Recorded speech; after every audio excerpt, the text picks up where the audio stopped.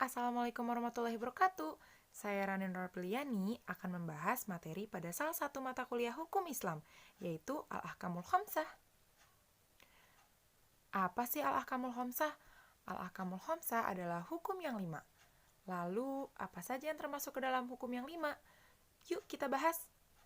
Berikut ini adalah yang termasuk ke dalam hukum yang 5. Ada hukum wajib, hukum sunat, hukum haram, hukum makruh, dan hukum mubah. Kita bahas dari hukum wajib yuk. Hukum wajib ialah perbuatan yang bila dikerjakan memperoleh pahala, namun bila ditinggalkan mendapat dosa, seperti contohnya sholat, zakat, dan berpuasa. Jika kita meninggalkan sholat, zakat, dan puasa, kita akan mendapatkan dosa. Selanjutnya ada hukum sunat.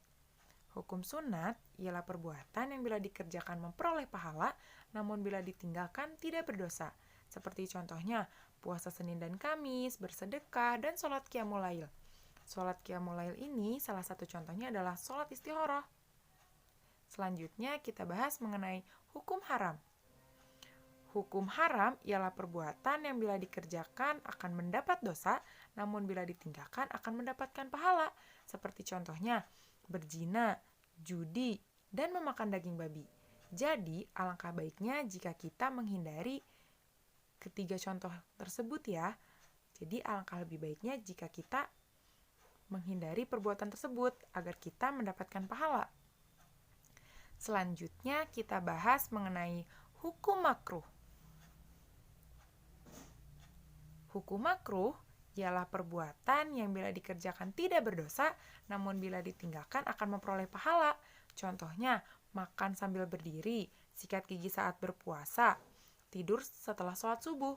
Jadi, alangkah baiknya jika kita menghindari ketiga contoh di atas ya.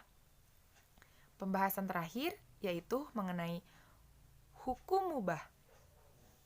Hukum mubah ialah perbuatan yang bila dikerjakan atau ditinggalkan tidak berpahala maupun berdosa.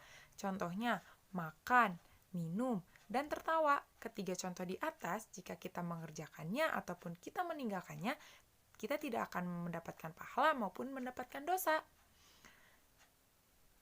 Tidak terasa sudah di penghujung pembahasan. Terima kasih.